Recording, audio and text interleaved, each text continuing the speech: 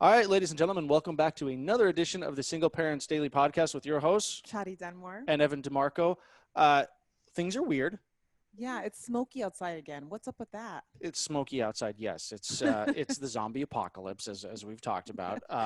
I saw frogs were raining from the sky somewhere else. Yeah. Anyway, so one of the challenges that I think that parents are having, especially with distance learning right now, is we used to have these breaks in the day. Your kid would go away for 8 hours. You could decompress. You could work. You could masturbate if that was your thing. Oh my gosh, you're something else. I've had 3 cups of coffee today, and in that, discipline and setting boundaries and really being able to work with our kids in kind of multiple areas was a lot easier than it is now. And I think like all of this confluence of everything just kind of merging together has put parents in this place where, I say it every single day. It's like serenity now. We have to become like the modernized like MacGyvers with our kids now. Do you know who MacGyver Of course was? I. Okay, well, I'm like, well, I just feel my like hero. yesterday I saw your feed post on your daughter putting the Zoom class on a big screen, which is brilliant because my boyfriend's kids are like they're doing their classwork underneath the tables, like another one's like hanging upside down on the couch. My daughter is completely bored as a teenager. It's just really hard to focus. It's a zombie apocalypse. Yeah. And so with that, I think that I'm excited to introduce our next guest. Yes, we need this next guest so bad. Yeah. So hopefully a lot of tools in the toolbox, guys, today. So Dr. Vanessa Lapointe, did I say that right? You said it right. You win. Win. Cool. All right. Well, that's my victory for the day. I'm dropping the mic. I'm dropping the Yeti. That's the only victory he's getting today. It might be the only one. Doctor, thank you so much for joining us today. It's my pleasure. Thank you for having me on. So give us your life story. Where were you born? What's your sign? Do you like long walks on the beach? That's right. I'm a psychologist that works with children, but primarily with parents. And I'm also a mother. And it's been very interesting I always say it's kind of an occupational hazard to be a psychologist and be a mother. My children have kept me very humble and very honest all along the way. Every single one of my perfectly colored gray hairs I came into with motherhood.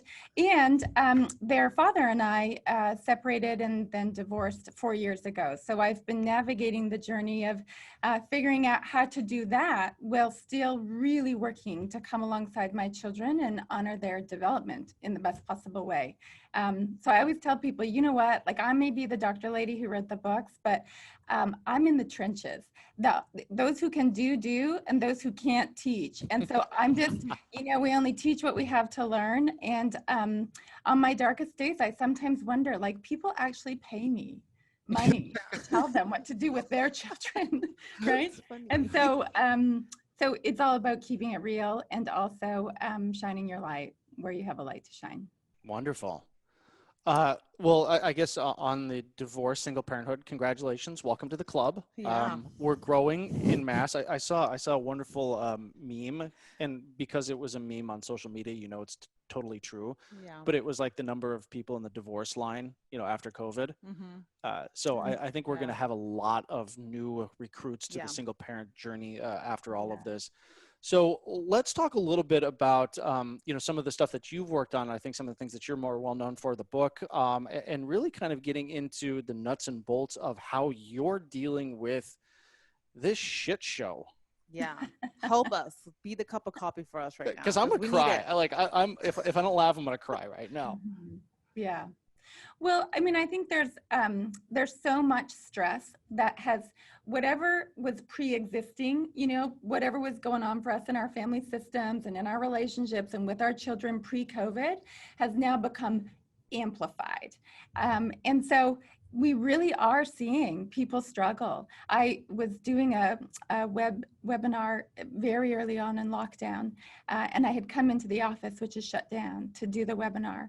And what was fascinating is there was a full-on domestic happening in the parking lot right outside my window. And I was like, this is, and you could hear the sound of it coming through into the webinar, which was a webinar on co-parenting. And I thought, this is how it's all going down. Like, it really really has been a very, very stressful time for parents and for kids. And I think you're right. I've been saying from the beginning, the second wave is going to be a mental health wave. And we're going to see the effects of that in terms of divorce and little kids who are at the effect of that as well. I heard somewhere that domestic violence calls to the police were up like 400 something percent in this. Yeah, I would say so. And not only that, domestic violence, but child abuse. Like, Yeah. think about the kids who don't have that mentality to like know that they can call someone for help. Yeah.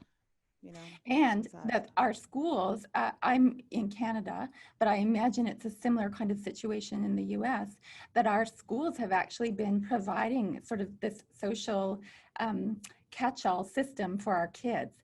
And when the most vulnerable of our children no longer have access to that catch-all, then we really see where the glaring cracks are in the system. And there's a lot of children who've been put into very difficult and not okay situations because of that. Vanessa, are you guys on distance learning, or are your kids back in school? That's a great question. I think I just saw another gray hair pop out when I you said know, that. right? Stop it. It's a little bit of a blended model. Our kids went back to school September 10th, I want to say. And parents were given the choice of whether or not they were going to 100% homeschool, whether they were going to do a blended model where you could homeschool part of the time and have your child attend the rest of the time, or if they were going to attend full time. So it's created all sorts of... I think I needed a flow chart just to follow that. Right? Yeah. Now imagine being a teacher in the middle of that, who has to figure out how do you do distance stuff with these kids, but these kids are in your classroom. And also for parents who are trying to figure out, how do you keep all of the various balls of life in the air when you're all of a sudden teaching? My balls have been dropping for a long time. Oh my gosh, it's so stressful. There's actually districts in school. I know Placer County, Roosevelt, they have Zoom teachers still teaching through Zoom. So the kids they have that module where some kids can come in, some are still at home, but the teachers are only Zooming in. Like, oh, so the children are at the building. they're in the classroom, and I guess they have just assistants, just making sure that they're not, messing around. And there's another one too, another hybrid where we're seeing where the teacher is there. There's a video camera on the teacher so that there's a Zoom, there's a running Zoom. Some kids are in there and they're putting the plexiglass dividers between the kids. I mean, like there's 1,000 different ways that people are trying to skin this cat, but at the end, the epidemic of mental health, as you said, and then I think like the 4 or 5 year, trickle down of lack of education is going to be significant. When we look at standardized tests from kids now, or last year versus like 5 years from now, it's going to be demonstrable. Yeah. Mm-hmm. I guess my biggest question is, how do you work with a child? Because everybody's going through different tiers of ages and different personalities. I know what your book is about, and I would love for you to talk a little bit about that. But after you say that, can you share and give us some insight on how can we handle our kids at home without going ballistic on them? Is tasing appropriate discipline? Headlocks. We kind of call that discipline with damage, Okay, go ahead, run with it. Let's talk. Okay. Well, I think there's a few things. The number one thing is that we really need to come to terms with the futility of this situation, because we try to kind of pretzel ourselves into this, we can do this. We can work from home and we can teach our kids from home and we can do this. And no, you can't. Mm-hmm. You can't to the same standards as you did before.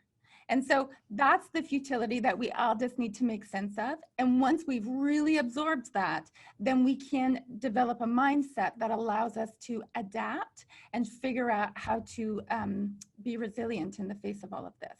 And so make your peace, moms and dads, right now with the reality that it ain't going to be what it was before. Mm-hmm. So learning's going to be different. The rate of learning will be different. The expectations around that will be different. The likelihood that you will fall on your face with assignments at least once a week is going to be very real. Daily. All of those things, right. So we just own it, that perfection is no longer the standard. It probably shouldn't have ever been, but we're really going to put the bar where we can jump so that we don't have this repeated experience of failing to make it over the bar. It's a wonderful advice.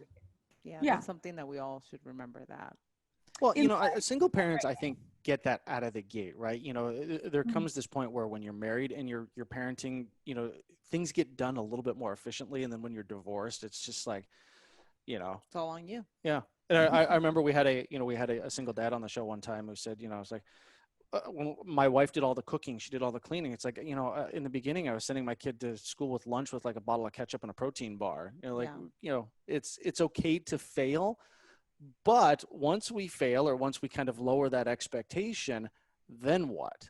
And so then we have to really, you know, I live by the 4 agreements. And one of those agreements is that you have to like do your best. And so what is our best in the midst of all of this? How can we, I think as the number one foundational anchor in all of that, have relationship be our north.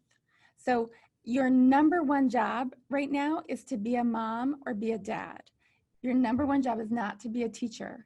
And anything that's going to interfere with the relationship that you have with your child, because everybody's losing their ever-loving minds about this math assignment. That was me last Thursday, 3 hours of grade 8 math.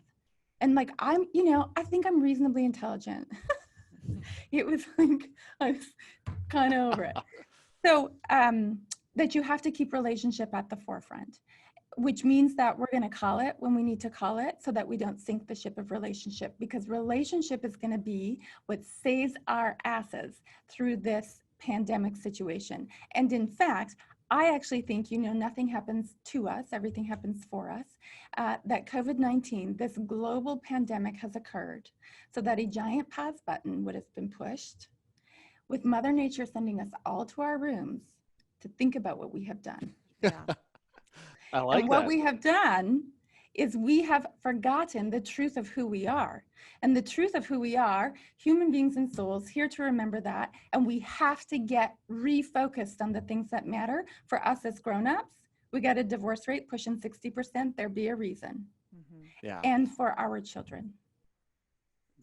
I love think that. that's awesome. I think also too, you know, we have a lot of parents like myself where we have that pressure.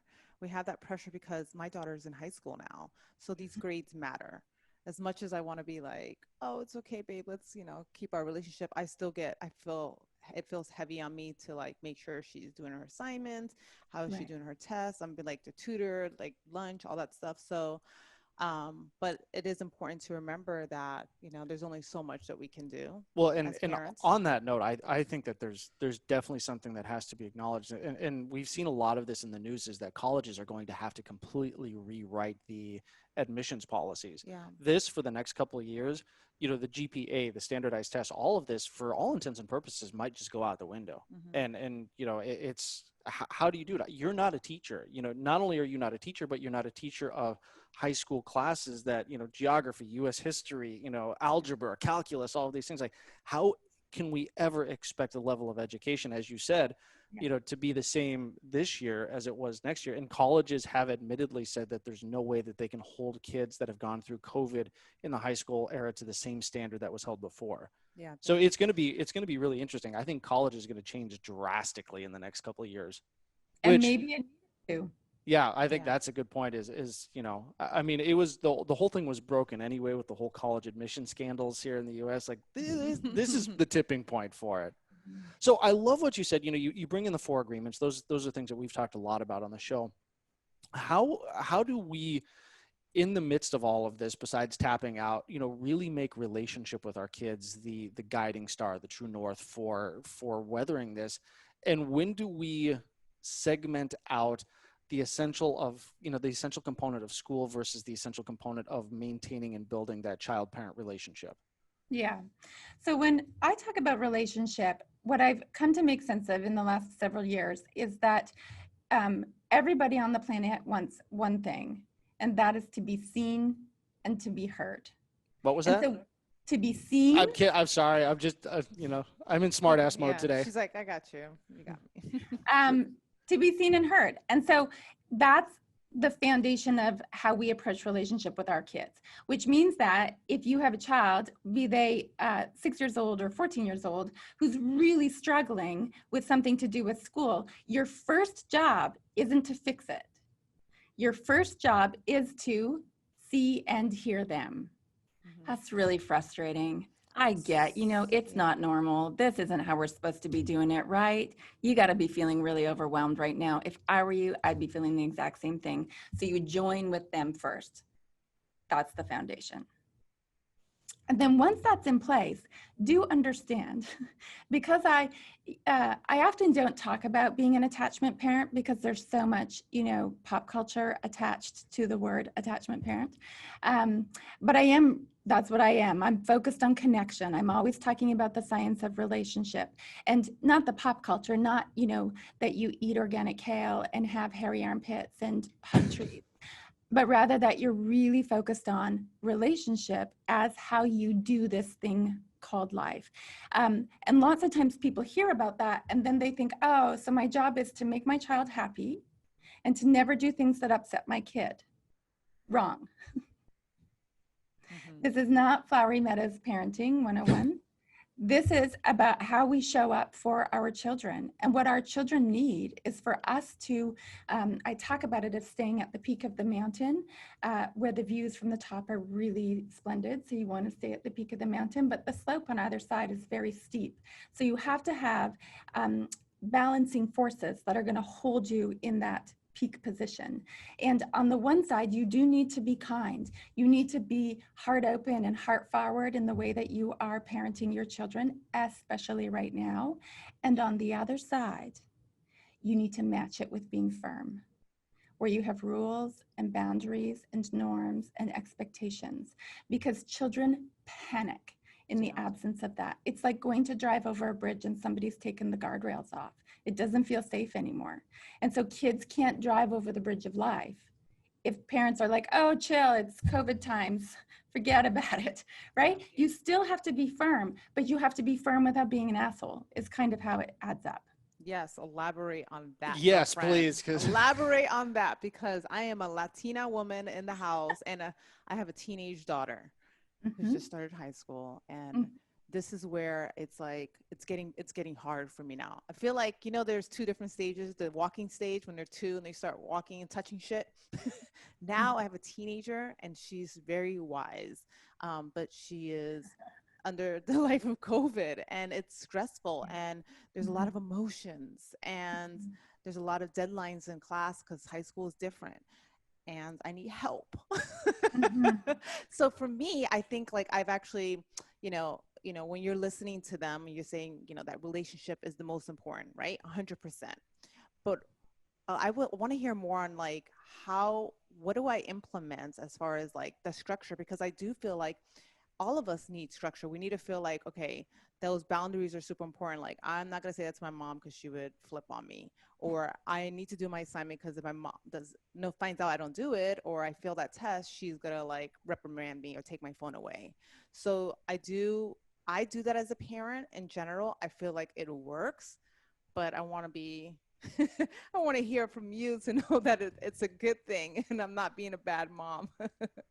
Well, none of us are bad moms or bad dads. Thank you. If you, you're welcome. If you had a day, or you've had several days, or you've had a year, or you've had several years where it's been really challenging, and you've maybe been the yelly shouty parent or the too harsh parent or whatever it was exactly meant to be that way. And why is way above my pay grade. Yeah. But I do know if it happened that way, then it's meant to happen.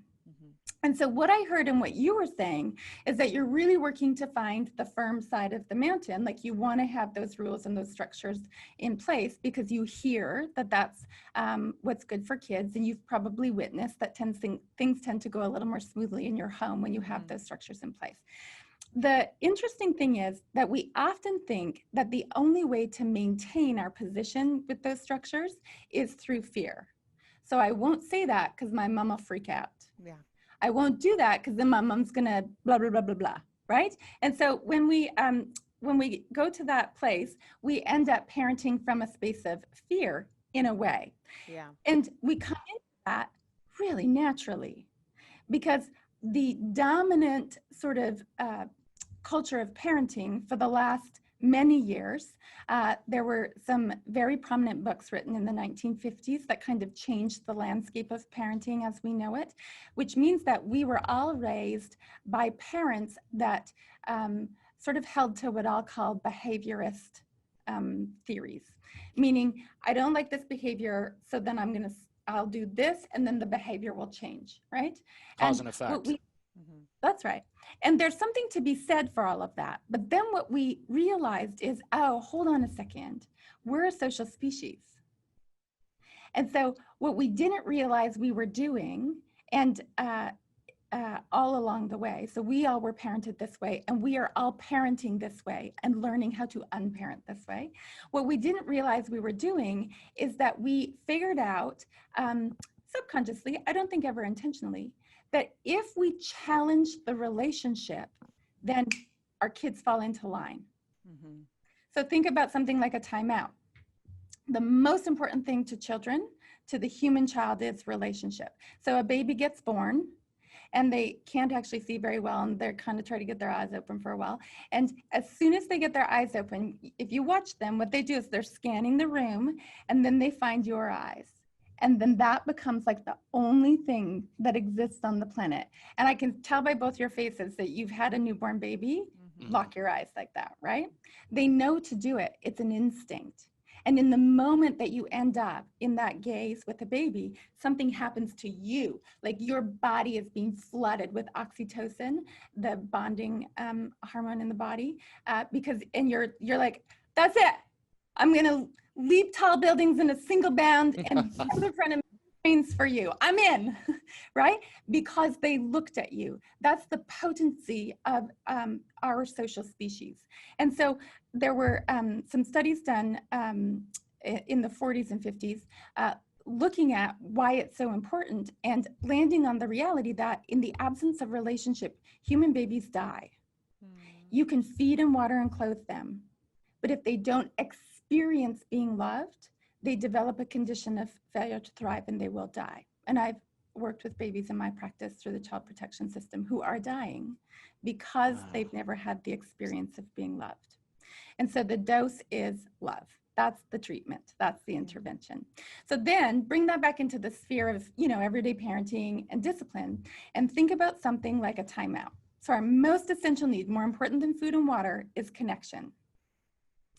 And then we don't like our kids' behavior. And so we're like, go to timeout. You go over there. You think about what you've done. And when you decide to behave yourself, then I will invite you to come back into my presence. So we put the relationship on the line as a sacrificial play in order to secure good behavior. Of course, we didn't go about it being like, oh, cool, our kids really need relationships, so let's screw them over and take it away from them. We didn't do that purposely. We just happened to figure out that that seemed to be something that worked because the behavior stopped, right?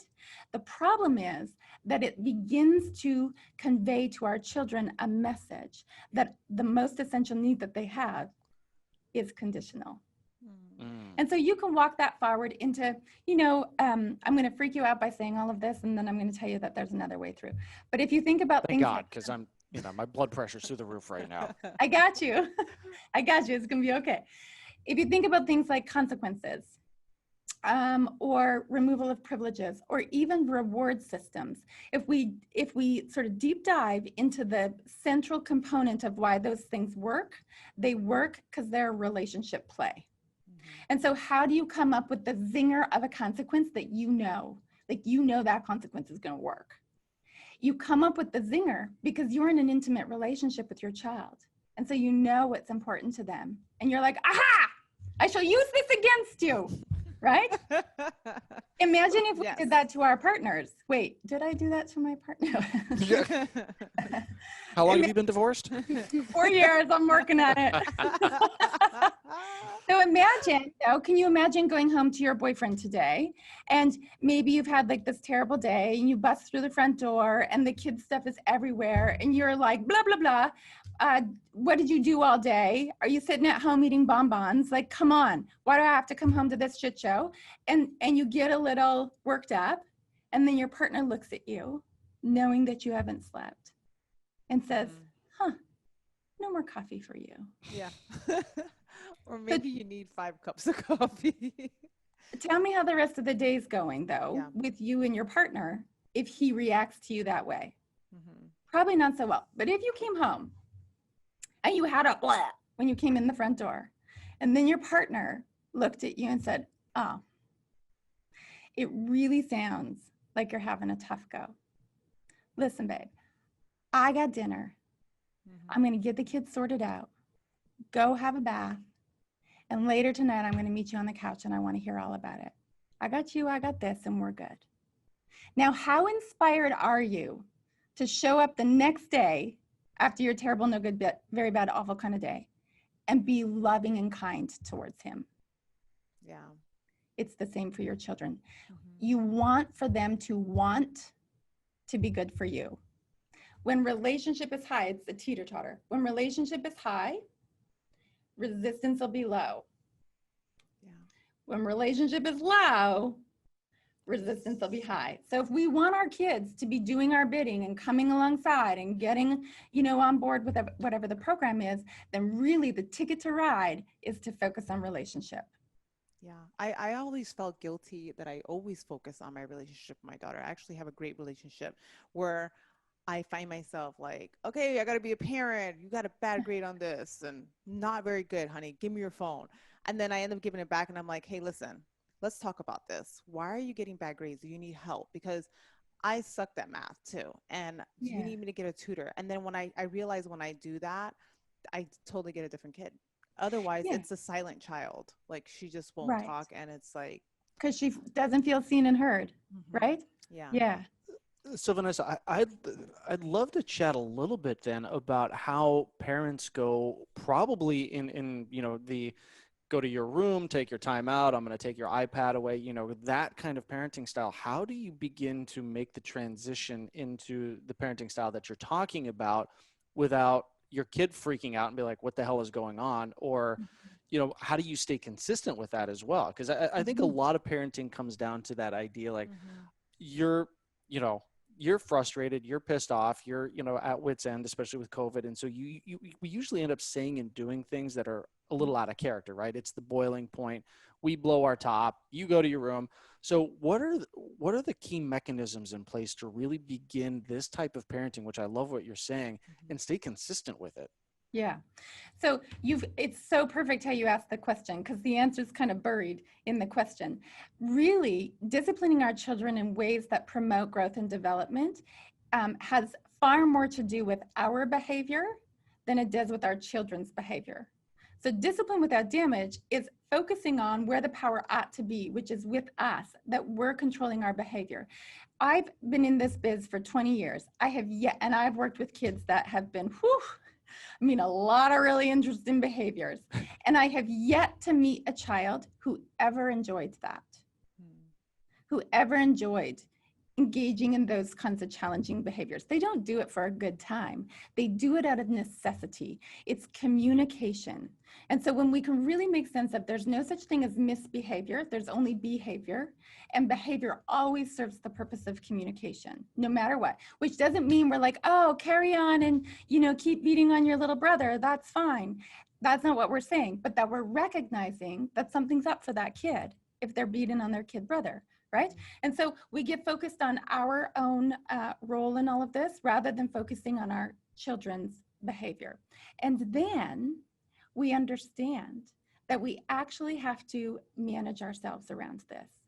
That if we end up on our kids about something, that's on us. That we need to go and take a deep breath and pour some love into our own cups so that we can, you can't pour from an empty cup, right? So that we can show up for our kids in the way that they need for us to show up. And then to get right to the answer of your question, it's 2 words. How are you gonna not do that and transition to this new kind of parenting? Stop it. Oh.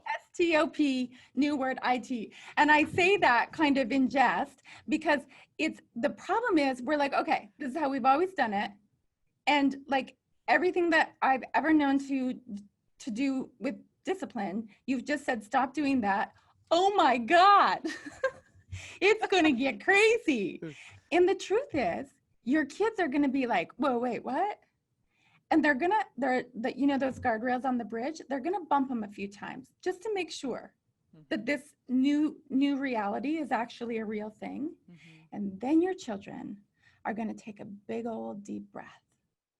And what will happen is, you see, the parent is meant to be like this firm backbone, and the child is meant to figuratively, but when they're very young, literally, lean into the parent. And so do you see how you have in that lean in stance, this point of connection?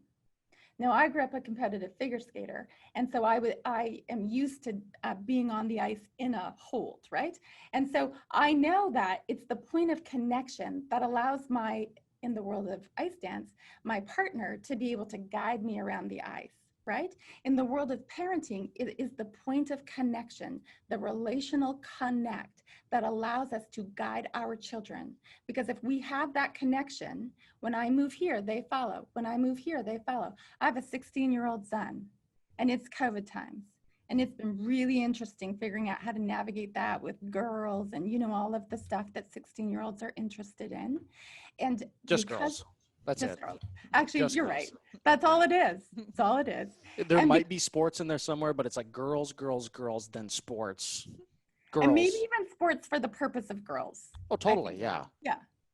That's how it's going. And I don't have to ever threaten him with anything because he desires to be good for me. So when I set a rule, and I'm very reasonable about what those rules are, he just desires to follow it. And every now and then there's a hiccup. And so then we circle back around and we have a conversation. And my strategy all along has been to say, okay, it looks like that was hard for you. It was hard for you to remember the rule. It was hard for you to whatever it was. I'm going to do my job better so that you can remember the rule next time. And then I tighten down, right? Then the curfew is earlier, whatever it is. So that he knows, though, that it's my job. I'm doing my job to help him. So there's something that you just brought up that was really interesting, and I want to piggyback off of what you said a little bit earlier. And, you know, you were talking about like, you know, with the grades, it's like, you know, my mom's going to be upset with my grade. You're talking about, you know, like, you know, my mom's going to be upset with me. At what point do we start to try to shape behavior where it's I'm upset with myself for my grade, or I'm upset with myself for my behaviors, put the onus or the accountability on our kids, not because our parents are going to be upset with us, but because we want, you know, I want to raise a daughter who's upset with herself because not upset with herself for failure, but embraces failure as a catalyst for change, but that her behavior is not motivated by my approval or disapproval of her actions, but by her own. Yeah, can I add to that too before you answer that? Because I'm not a person, I've never been a parent who's like, you need straight A's, B's, or C's. I'm like, just do good in school. But now that she's starting high school and with COVID, she's like, I'm really stressed out because school matters now. And I really want to do well and I'm struggling. And that's, as a parent, I feel like even more like stressed because I want her to do good, but I can't be a teacher. Like there's certain things.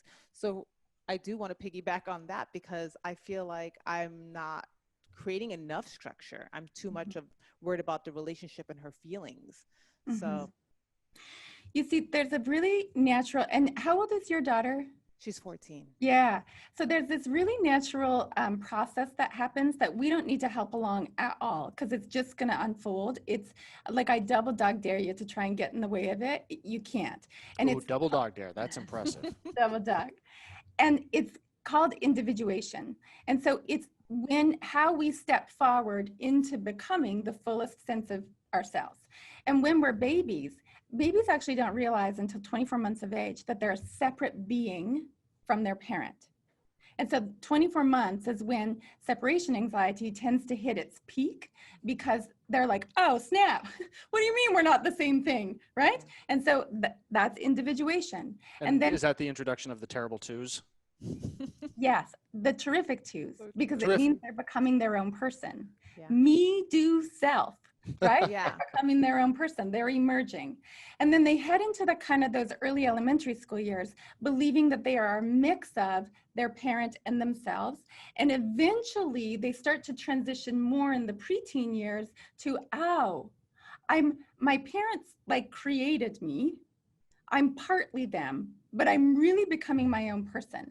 And when they hit the teen years, which is what you're in the throes of, they have one arm reaching forward to the independence of adulthood, and they have this other arm reaching kind of yearningly backwards to the dependence of childhood. And so there's this little bit of like a tug of war where they still kind of want to be a child, but they also want to be fierce and be independent. And you can feel sort of the blowback sometimes of that kind of push and pull.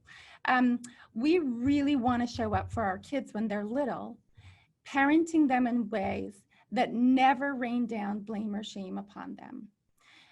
And when we can do that, then as they emerge through individuation into their own person, they actually will hold themselves to a high standard.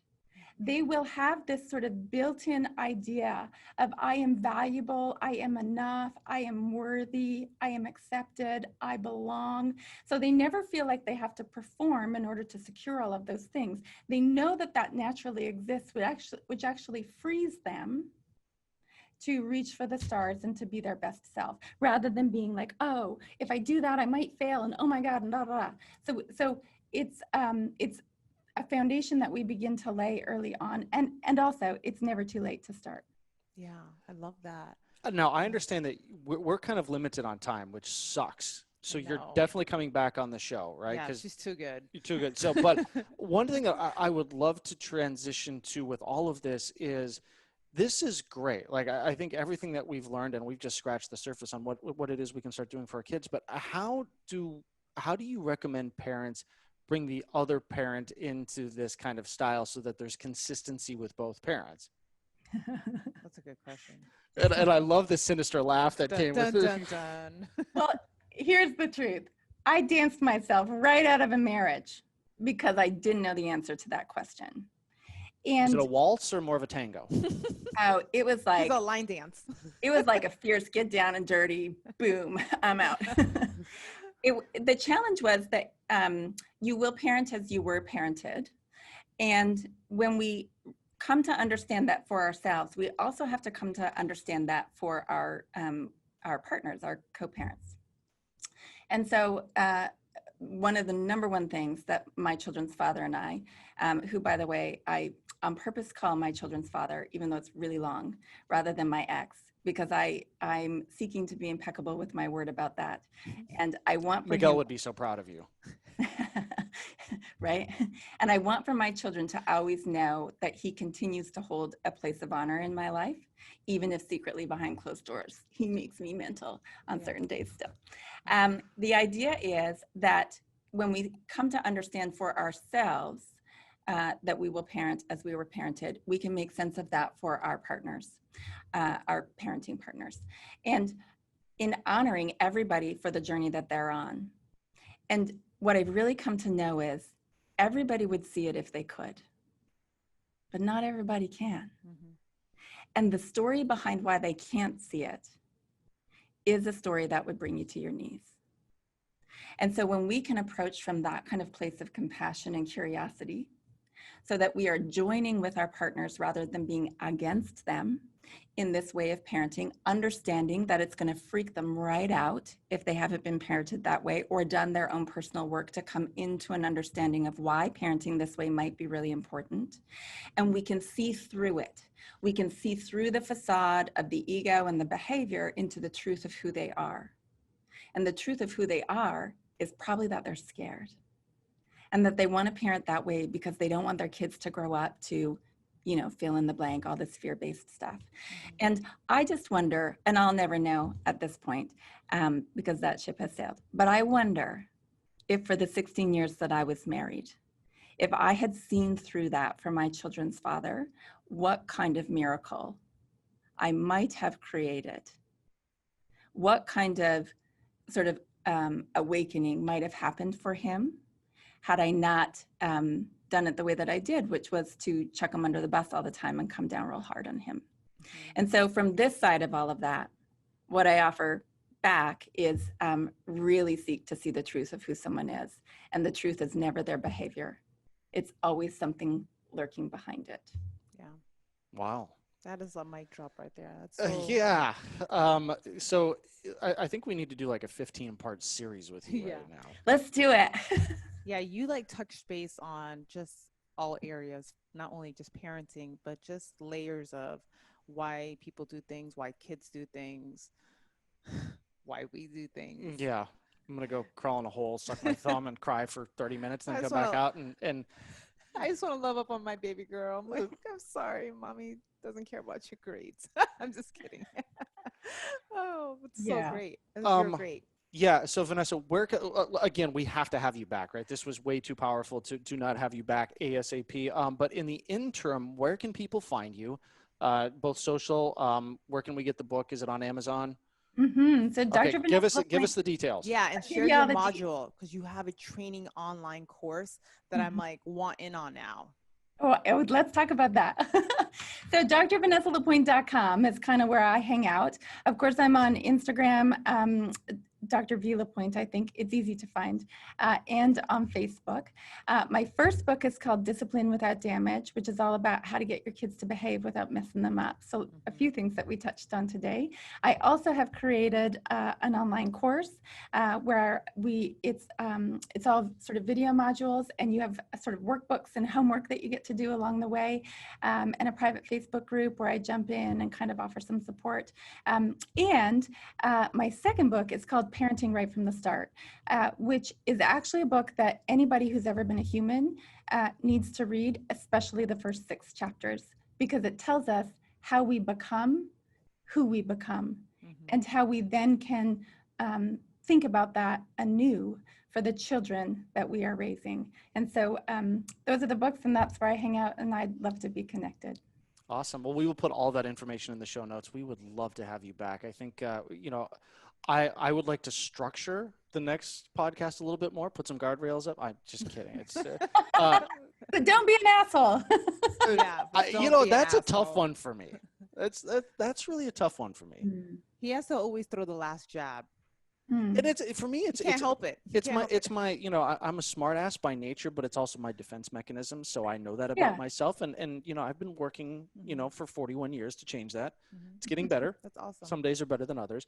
But this was very powerful. And I think, just from my standpoint, knowing what I'm going through as a parent, trying to teach and be a parent and do everything that I'm doing, I've lost a lot more hair in the last 6 weeks than, I thought possible.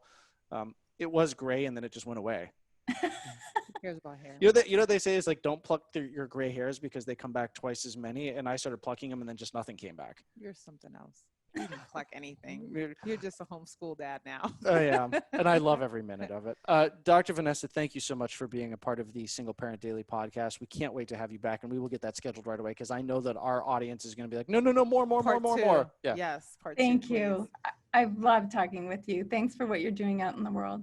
Thank you. Thank you. All right, ladies and gentlemen, thank you for tuning into another episode of the Single Parent Daily Podcast with your hosts, Chady Dunmore and Evan DeMarco. Again, Dr. Vanessa Lapointe. We will have all her information in the show notes. We will absolutely have her back, whether we have to drag her kicking and screaming, or if she does it voluntarily. I think with that smile, she wants to come back. She's so pretty, guys. And she's a pretty doctor. This is why you need to follow us on YouTube.